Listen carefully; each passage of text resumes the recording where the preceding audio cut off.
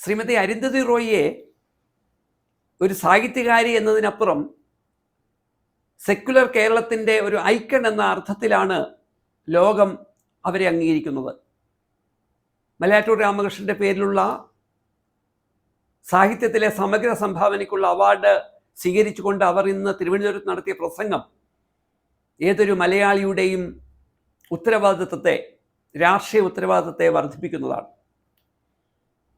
കേരളത്തിൽ നിന്ന് ചെറുപ്രായത്തിൽ തന്നെ വിദ്യാഭ്യാസത്തിൻ്റെ ഭാഗമായി ഡൽഹിയിലെത്തി ലോകത്തിൻ്റെ വിവിധ ഇടങ്ങളിൽ സാഹിത്യരംഗത്തും സിനിമാ രംഗത്തുമൊക്കെ സജീവമായി പ്രവർത്തിച്ച അവർ ഇന്ന് പറഞ്ഞത്, താൻ ലോകത്തിൻ്റെ എവിടെ പോയിട്ട് മടങ്ങി വരുമ്പോഴും ഡൽഹിയിൽ നിന്ന് കേരളത്തിലേക്ക് വരുവാൻ തൻ്റെ പെട്ടികൾ തയ്യാറാക്കുമ്പോൾ സ്വന്തം ജന്മഹൃദയത്തിലേക്ക് മടങ്ങി വരുന്ന പ്രതീതിയായിരുന്നു എന്നും ജനിപ്പിച്ചുകൊണ്ടിരുന്നത്.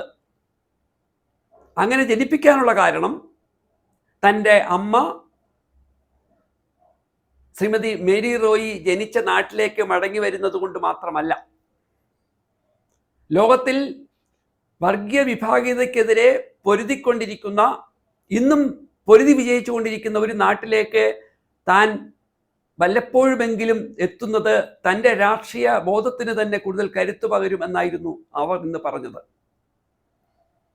എന്നിട്ട് അവർ പറയുന്നു, ഈ കേരളത്തിൻ്റെ സമത്വബോധവും സെക്യുലർ വിജയഗാഥകളും ഉണ്ടാക്കിയെടുക്കുന്നതിൽ കോൺഗ്രസും കമ്മ്യൂണിസ്റ്റ് പാർട്ടികളും ഒക്കെ നടത്തിയിട്ടുള്ള പോരാട്ടങ്ങൾ, അവർ തമ്മിൽ എത്ര അഭിപ്രായ വ്യത്യാസങ്ങളുണ്ടെങ്കിലും ആ നന്മ നിലനിർത്തുവാൻ അവർ നടത്തിയ പോരാട്ടത്തെ ഞാൻ അംഗീകരിക്കുന്നു, ബഹുമാനിക്കുന്നു. എന്നാൽ എത്ര കാലം ഈ പോരാട്ടത്തിന് ആ വിജയഗാഥ തുടരാൻ കഴിയും എന്ന കാര്യത്തിൽ അവർ സംശയം പ്രകടിപ്പിക്കുമ്പോൾ ഡൽഹി രാഷ്ട്രീയക്കാരുടെ സ്വാധീനം കേരളത്തിൽ വർദ്ധിക്കുന്നുവോ എന്ന ഉത്കണ്ഠ അവരും പങ്കുവെക്കുകയായിരുന്നു.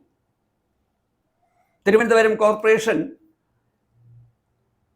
BJPയുടെ കയ്യിലേക്ക് എത്തിയതിൽ താൻ വല്ലാതെ വേദനിക്കുന്നു എന്നവർ പറയുമ്പോൾ കേരളത്തിലെ ഇടതുപക്ഷ കോൺഗ്രസ് രാഷ്ട്രീയ നേതൃത്വം അതിന് ഉത്തരവാദികളാണ് എന്ന് നമ്മൾക്കും സമ്മതിക്കേണ്ടി വരും.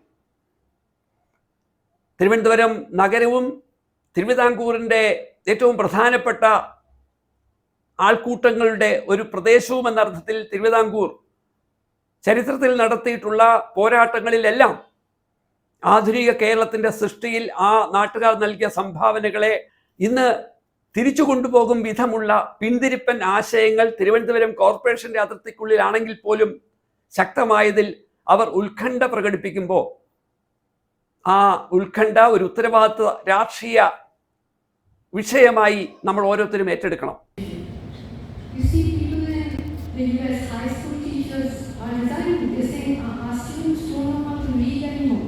They don't know how to read a paragraph and analyze it anymore.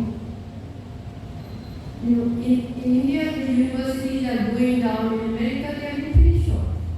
You know, so how? I mean, unless we are aware of what is happening, unless we are aware of the fact that there is no longer a settled set of facts over which we. Arundhati Roy തൻ്റെ ഏറ്റവും പ്രസിദ്ധമായ the God of small things എന്ന പുസ്തകത്തിൽ അവർ കേരളത്തിൻ്റെ പ്രകൃതി രമണീയത മാത്രമല്ല വിവരിച്ചിട്ടുള്ളത്, കേരളത്തിലെ ജനങ്ങൾ അവരുടെ മതജാതി ചിന്തകൾ എന്തോ ആയിരുന്നാലും അവർ നടത്തിയിട്ടുള്ള കൂട്ടായ പോരാട്ടങ്ങളെ അവർ വിവരിക്കുമ്പോൾ കേരളീയ മനസ്സുകളെ എത്ര മനോഹരമായിട്ടായിരുന്നു അവർ ദി ഗോഡ് ഓഫ് സ്മോൾ തിങ്സിൽ അവതരിപ്പിച്ചത്. ആ പുസ്തകമാണ് ഇന്ത്യയിലേക്ക് ആദ്യമായി ബുക്കർ സമ്മാനത്തെ എത്തിച്ചു നൽകിയത്. ആ പുസ്തകത്തിൽ ഒരു ഭാഗത്ത് അവർ പറയുന്നു, കുന്നിൻ മുകളിലുള്ള പഴയ വീടിൻ്റെ മേൽക്കൂര ഒരു തൊപ്പി പോലെ ചെവികൾ പൊത്തിപ്പിടിച്ചിരിക്കുന്നു. വന്യവും പടർന്നു കയറുന്നതുമായ പൂന്തോട്ടം ചെറിയ ജീവികളുടെ മർമ്മരവും ബഹളവും കൊണ്ട് നിറഞ്ഞിരുന്നു. ഇത് പറയുമ്പോൾ ആ ശബ്ദങ്ങളിൽ നിന്നെല്ലാം അവർ അർത്ഥമാക്കിയത് കേരളം എന്നും ഒരു സെക്യുലർ തുരുത്തായി തുടരും എന്നായിരുന്നുവെങ്കിൽ ഡൽഹി വാലകൾ കേരളത്തെ ശക്തമായി ആക്രമിക്കാൻ തയ്യാറെടുക്കുന്നു, അവർ ലക്ഷ്യത്തിലേക്ക് അടുക്കുന്നു എന്ന ഉത്കണ്ഠ പങ്കുവെച്ചുകൊണ്ടാണ് ആ കേരളീയരുടെ അഭിമാനമായ സാഹിത്യകാരി മനുഷ്യാവകാശ പ്രവർത്തക അവരുടെ പ്രസംഗം അവസാനിപ്പിച്ചത്.